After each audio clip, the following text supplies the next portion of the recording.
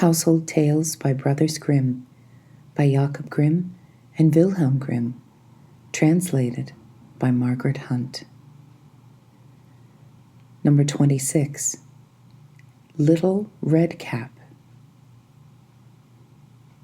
Once upon a time, there was a dear little girl who was loved by everyone who looked at her, but most of all by her grandmother, and there was nothing that she would not have given to the child. Once, she gave her a little cap of red velvet, which suited her so well that she would never wear anything else, so she was always called Little Red Cap. One day, her mother said to her, "Come, Little Red Cap, here is a piece of cake and a bottle of wine. Take them to your grandmother. She is ill and weak, and they will do her good. Set out before it gets hot, and when you are going, walk nicely and quietly, and do not run off the path, or you may fall and break the bottle, and then your grandmother will get nothing. And when you go into her room, don't forget to say good morning, and don't peep into every corner before you do it." "I will take great care," said Little Red Cap to her mother, and gave her hand on it. The grandmother lived out in the wood, half a league from the village, and just as Little Red Cap entered the wood, a wolf met her. Red Cap did not know what a wicked creature he was, and was not at all afraid of him. "Good day, Little Red Cap," said he. "Thank you kindly, Wolf." "Whither away so early, Little Red Cap?" "To my grandmother's." "What have you got in your apron?" "Cake and wine. Yesterday was baking day, so poor sick grandmother is to have something good to make her stronger."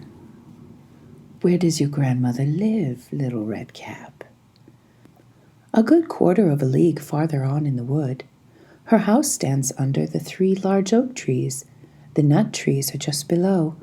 Surely you must know it," replied Little Red Cap.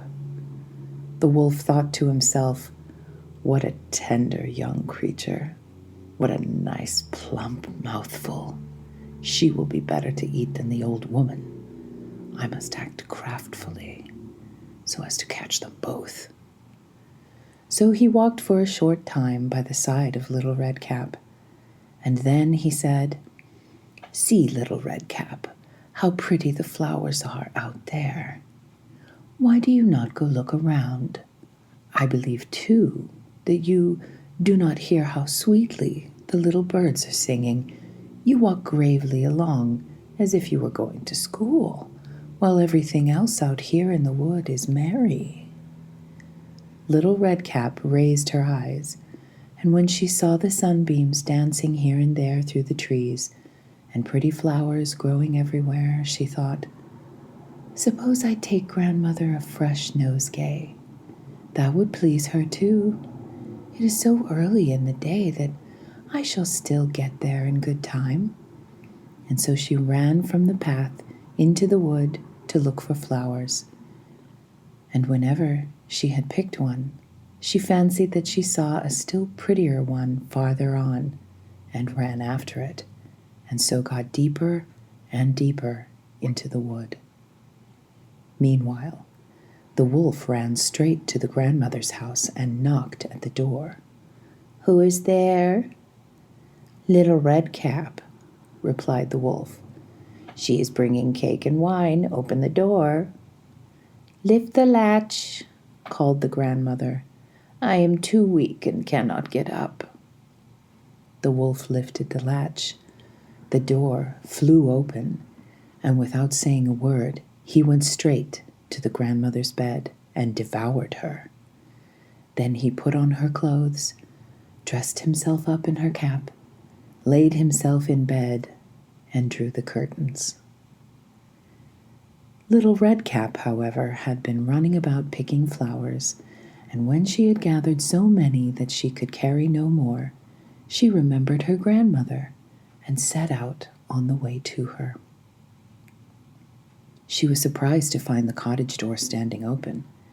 and when she went into the room, she had such a strange feeling that she said to herself, "Oh dear, how uneasy I feel today, and at other times I like being with grandmother so much." She called out, "Good morning," but received no answer. So she went to the bed and drew back the curtains. There lay her grandmother with her cap pulled far over her face and looking very strange. "Oh, grandmother," she said, "what big ears you have." "The better to hear you with, my child," was the reply. "But grandmother, what big eyes you have," she said. "The better to see you with, my dear." "But grandmother, what large hands you have." "The better to hug you with." "Oh, but grandmother, what a terrible big mouth you have." "The better to eat you with." And scarcely had the wolf said this, than with one bound he was out of bed and swallowed up Redcap.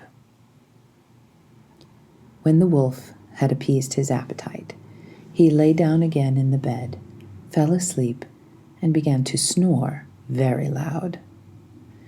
The huntsman was just passing the house and thought to himself, "How the old woman is snoring. I must see if she wants anything." So he went into the room, and when he came to the bed, he saw that the wolf was laying in it. "Do I find thee here, thou old sinner?" said he. "I have long sought thee." Then, just as he was going to fire at him, it occurred to him that the wolf might have devoured the grandmother, and that she might still be saved. So he did not fire, but took a pair of scissors and began to cut open the stomach of the sleeping wolf. When he had made 2 snips, he saw the little red cap shining. And then he made 2 snips more, and the little girl sprang out, crying, "Oh, how frightened I have been! How dark it was inside the wolf!"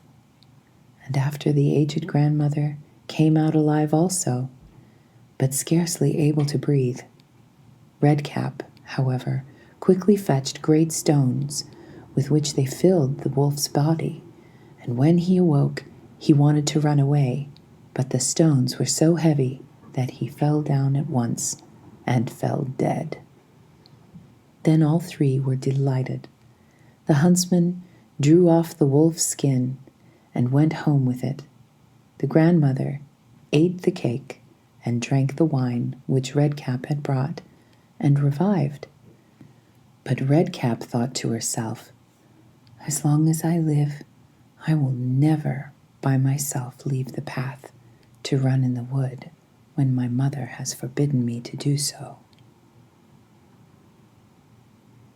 It is also related that once, when Redcap was again taking cakes to the old grandmother, another wolf spoke to her and tried to entice her from the path.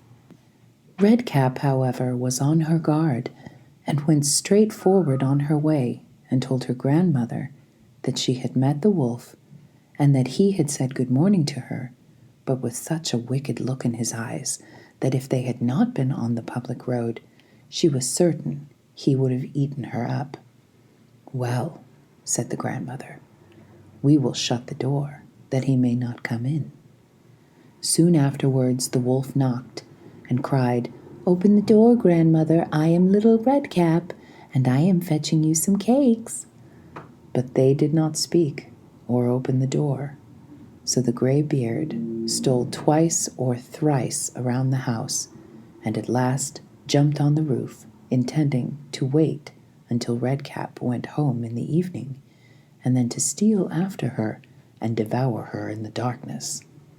But the grandmother saw what was in his thoughts. In front of the house was a great stone trough. So she said to the child, "Take the pail, Redcap. I made some sausages yesterday, so carry the water in which I boiled them to the trough."